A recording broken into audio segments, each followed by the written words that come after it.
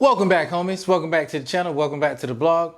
I'm your host, DJ NWMI, which stands for Never Would Have Made It. I'm back again with another exciting video. This video is going to be about, should you buy turntables?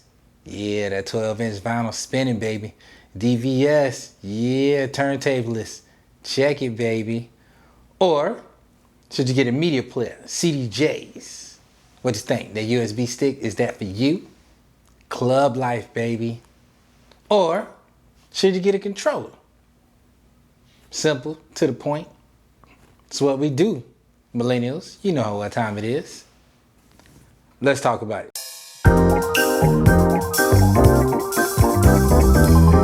Welcome back, homies, players, pimps, disc jockeys, playettes, players, everybody in your respected musical DJ positions. So what we're going to talk about today is, what setup should you buy? Turntables, CDJs, media players, or just a simple controller? First, we're going to start off with one, which I deem my favorite. Turntables. DJ Kubert, DJ Jazzy Jeff, Scratch Bastard. You want to check it? Is that you? Is something that you're feeling? Well, let's talk about it. When people see you come through with turntables, first thing coming to their mind is, oh, he's professional. Oh, he gonna scratch. He's a DJ because he got that 12-inch vinyl spinning. Now, that's not necessarily the case, but that's people's perception. People see somebody with turntables, first thing they think of is those things right there. That's like when you see turntables, first thing come to your mind. Oh, he about to test some stuff up.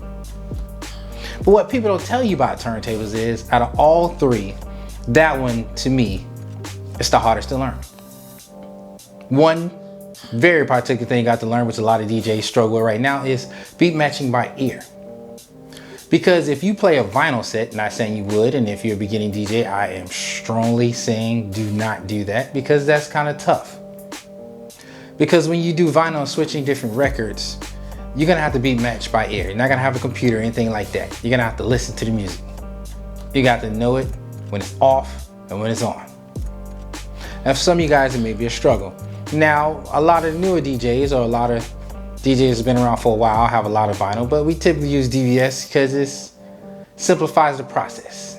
You can have 85,000 songs instead of walking around with a whole bunch of crates. I'm not saying nothing wrong with crates, but let's be real with ourselves. If I don't have to walk around with those crates, I kind of choose not to. I have my turntable set up right over here in the studio, and my turntables always stay up. I love them. But let's discuss this as a whole. Turntables, folks, straight up and down. They're heavy. Nobody else told you. They're extremely heavy. Anywhere between 25 to 40 pounds per turntable. Now, I do have other DJ friends who sit up there and use one turntable, one mixer in a case, and that's how they get down. There's nothing wrong with that. But then I also know that a lot of them can only use good with one hand. Not saying they can't use the other hand, but a lot of times they're very good with one hand, weak with the other hand. There's nothing wrong with that. It's just sometimes I'd be like, dude, you're killing me. Use the other hand. Stop playing. You know how to get down with it. But you also have to look at turntables and a mixer. I think that this is probably one of the most expensive ones, because typically most people, when we see turntables, first thing that comes to mind is a pair of Techniques. As we know, Techniques currently now anywhere between $1,000 a pop to $1,200, depending on the new ones. Obviously the old ones, you can get cheaper used, but we're just talking about new products. Get your mixer anywhere between $1,500 to $2,000. So you're looking at about $4,000 right there. You know, and I include needles, you know, maybe phase if that's what you're into, which I think is great, by the way. You should check it out. You know, there's different things you got to get into when you're buying this stuff. So that's why I say that this one may be kind of expensive. The other con that I don't like, again, and not just heavy, is records. If you're using vinyl, you got to carry a bunch of heavy crates. And most people don't want to carry heavy crates. I'm not saying you don't, but a lot of us be like, yeah, been there, done that. I ain't gonna do it. So then you're gonna go the DVS route. That's cool, that's great, but it's spinning. And a lot of times when you come from controllers and going to turntables, you're not as prepared as you thought you were. I'm not saying you can't do it, but there's a learning curve. So to me, turntables probably be the hardest and toughest to learn. And technically, when you see that 12-inch vinyl spinning, you're gonna wanna learn how to scratch. There's no way around it. This is it. So I think this is a great avenue to take now that they have a different, cheaper mixers, different, cheaper turntables, but it can still be expensive. And sometimes some of us tend to want the newer stuff, want the latest and greatest. And the latest and greatest sometimes can be a bit much for you. So that brings me to number 2, media players. Yeah, like the Denon SC5000s. Or for the boys that want that top of the line stuff, the Nexus 2002s. That's right, in the club. I see you. I see you. I know you a club DJ. I know you want to be one. And typically when you go to those, you're going to find CDJs. And not trying to be funny, I have CDs, but do I really use that on the CDJ? No. Now I do know some DJs who use CDs and that's their thing. I have the Nexus 2002s, but I don't use the CDJ part. Just straight, I don't use the CDs. I'm not gonna lie to you. I mean, you can, but that's just not my thing. A lot of my CDs are scratched. If you done had them for a while, playing them in your car and just scratch them the world up. I bought a little scratch thing, tried to get the scratches off, and it didn't work out well. And the scratches didn't buff out like I thought it would. But with these right here are typically USB sticks. So instead of buying equipment, you take a USB stick, you go to the club, you be rocking it. Rocking it, which is cool, smooth, completely up to you. A lot lighter than turntables, but again, this one is not cheap either. They're typically anywhere between $1,000 to $2,000.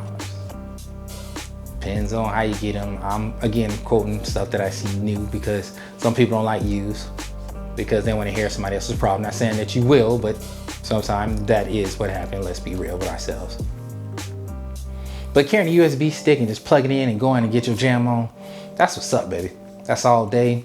Let's get it. Ain't hurting your back, ain't hurting your neck. It's something that you can do. I think that is great for you and whoever you may be.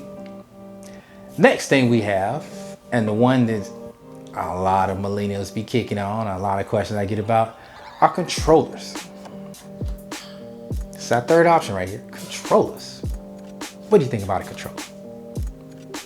Controllers are great. Controllers can be very cheap, anywhere from $200 all the way on up to maybe $2,000, $3,000, depends on which one you get. Of course, you know, with controllers, you know, you have the thing worried about your DJ software. Again, all three may be something you maybe want to use, like which software you want, Rekordbox, Traktor, Serato, Virtual DJ. That's kind of solely up to you with that point right there. But to me, the thing I like about controllers is you get 2 decks all free. So it's not like with CDJs where you gotta buy one CDJ and another CDJ, or one media player where the Denon has 2 on 1, but typically you want 2 players, let's be real. That gives you 4 decks, then you gotta get a mixer. With controllers, all that comes in one. So this can be your much, much cheaper option for those who are looking for a cheap option. This can work for you. Now, the plus to controllers is very easy to use, lightweight. Get your little flight case, you be in, out of it. You can spin on something simple and you can get it going. The cons to controllers are sometimes people laptops, or they call you a laptop DJ, where you get laptop face, or your laptop freezes up. And you can't swap it over to standalone mode. Now, there are a few controllers that can stand alone. Of course, Denon has came out with, I believe, both of them. I believe it's the Prime 4 and MCX 8000. It can go into standalone mode, which will help you out just in case your computer ever freezes. Now also, let me also put that out there with turntables. Again, if your computer ever freezes, you can also play. I keep a vinyl record with me. If I'm using my turntables, just in case it go bad, I can throw that vinyl record on while I figure out what's going on with my computer. Then also with CDJs, you're using USB sticks, so it really don't matter about a computer at all. So they all have these options, but my biggest concern with controllers are for people who don't have the standalone versions of the controllers where you use the software and switch over to standalone mode. A lot of controllers don't have that. So typically, if it goes bad, your computer freezes, anything like that, you're kind of stuck. So let's go about 3 options again. Turntables. Heavy. Does take quite a bit of while to learn it, and you need to learn turntables, and it is very different, but it is very gratifying to know how to play turntables. But people see you with turntables, they expect the world. That's just how it goes. Next, CDJs / meter players. Still expensive, just like turntables. It's typically what you see in the club. But again, you laptop's option with those. Or you can use a laptop, it's up to you. Controllers. 90% of them, you need a laptop. Only maybe, again, only 2 I think off the top of my dome where you can do standalone mode. It may be more, but I can't think of them off the top of my head right now. If I'm wrong in the comments below, just put it down to which other ones that you know you can do standalone mode. So to me, it comes down to this. Number 1, which one do you prefer? Number 2, which one you can get in your area available to you? Number 3, which one you're willing to learn? And number 4, probably the most important one of all, your pockets. What can your pockets afford? I can't tell you to go get out 2 Techniques and go get an S9 if you can't afford that. I can't tell you to go get 2 Nexus 1002s and a Nexus 900 Mixer if you can't afford that. You know, so it comes out of your pocket where you'll be able to do economically and not be hurting and still be able to get other things. Speakers, you know, different things that you may need to get your DJ gig and going on. You know, so remember, before you run down and buy anything, you need to price this stuff, look at this stuff, go to your local mom and pops and test it out. See what works for you. So in the end, I'm always tell you this, do what's best for you. But they always hear me say, choose what's right for your pockets, man. Don't let nobody else tell you what your pocket's talking about, because I don't know. With that being said, I'd like to thank all y'all for coming out. Don't forget to like, subscribe, and turn on notifications so the next time I have a video. Again, you could have been anywhere else, but you was here with me. I want to say thank you. I appreciate you. I'm going to catch you on the next one. And Dub out.